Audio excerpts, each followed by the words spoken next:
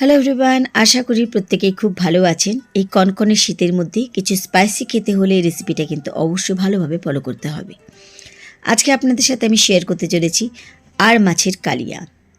এই কনকনে শীতের মধ্যে এরকম স্পাইসি রেসিপি খেতে কিন্তু দুর্দান্ত লাগে। গরম ভাতের সাথে এরকমভাবে আর মাছের কালিয়া তৈরি হলে আর কিছুই লাগবে না। ঘরে থাকা সামান্য কিছু উপকরণ দিয়ে তৈরি করব আজকের এই স্পাইসি কালিয়া রেসিপি। তো চলুন দেখে নেওয়া যাক আজকের রেসিপি। আর মাছের কালিয়া বানানোর জন্য এখানে নিয়েছি আমি 4 পিস আর মাছ। আর মাছগুলো ভেজে নেওয়ার জন্য প্রথমে মাছের গায়ে দিয়ে দিচ্ছি নুন, এরপরে দিয়ে দিচ্ছি এর মধ্যে সামান্য পরিমাণে হলুদ গুঁড়ো। আর মাছ ভাজতে গেলে গায়ে প্রচণ্ড পরিমাণে তেল ছিটোয়, সেজন্য মাছের তেল যাতে কম ছিটায় সেজন্য আমি প্রথমেই মাছের পিসের গায়ে কয়েক ফোঁটা তেল মাখিয়ে নিলাম।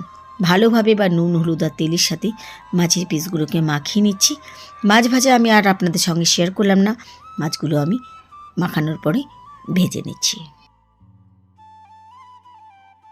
মাছের কালিয়া বানানোর জন্য আমাদের কিছু মশলা তৈরি করে নিতে হবে। তো প্রথমে একটা মিক্সিং জারের মধ্যে নিয়ে নিচ্ছি আমি 2টো পেঁয়াজ, নিচ্ছি সামান্য পরিমাণে আদা, দিচ্ছি সাথে কয়েক কোয়া রসুন, আর দিয়ে দিচ্ছি একটা টমেটো,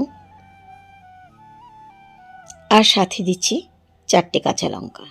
খুব ভালোভাবে এটার একটা মিহি পেস্ট বানিয়ে নিচ্ছি।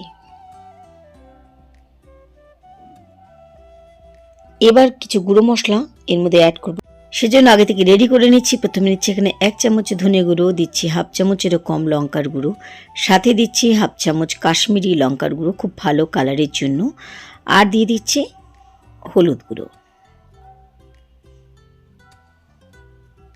এবার সামান্য পরিমাণে জল ঢেলে ভালোভাবে মশলা গুলিয়ে আগে থেকে একটা ভালোভাবে পেস্ট বানিয়ে রেখে দিচ্ছি। মাছ ভাজার কড়াইতে মাছ ভাজার তেলে প্রথমে দিয়ে দিলাম হাফ চামচ গোটা জিরা ফোড়ন, আর দিচ্ছি একটা তেজপাতা, সাথে দিচ্ছি কিছু গোটা গরম মশলা ফোড়ন।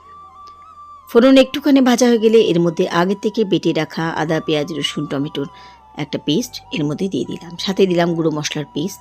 ভালোভাবে কষাতে হবে।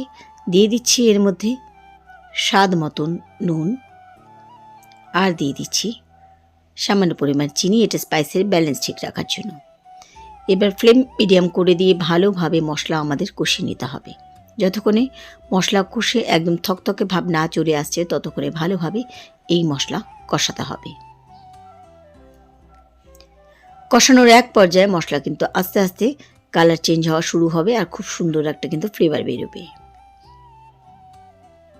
যতক্ষণ না এই জলজলা ভাব কেটে থকথকে ভাব আসছে আর কাঁচা আদা রসুন পেঁয়াজের গন্ধটা না চলে যাচ্ছে ততক্ষণই কিন্তু ভালোভাবে এটাকে কষিয়ে যেতে হবে।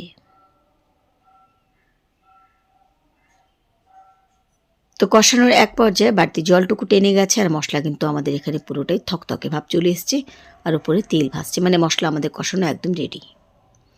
এবার দিয়ে দিচ্ছি পরিমাণ মতন জল, যেহেতু আমরা মাছের কালিয়া বানাবো আর কালিয়া কোনো সময় পাতলা হয় না, জলের পরিমাণটা কিন্তু একটু খেয়াল রেখে দিতে হবে।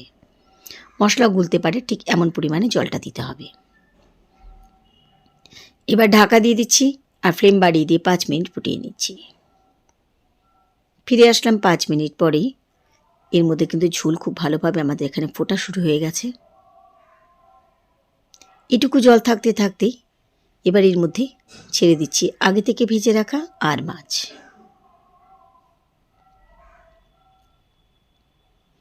নামিয়ে নেব।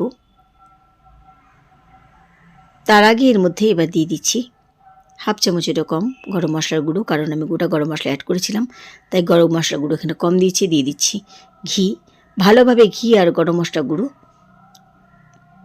এর সাথে মিশিয়ে দিচ্ছি, দিয়ে ঢাকা দিয়ে দিচ্ছি। তৈরি হয়ে গেল আমাদের আর মাছের কালিয়া। আশা করি আমার আজকের রেসিপি ভালো লেগেছে। আজকের মতো এটুকুই। ফিরে আসবো আবার অন্য কোনো রেসিপির সাথে অন্য কোনো দিন। সেই পর্যন্ত সবাই খুব ভালো থাকবেন, সুস্থ থাকবেন। আমার রেসিপিগুলো দেখবার জন্য আপনাদেরকে জানাই অসংখ্য অসংখ্য ধন্যবাদ।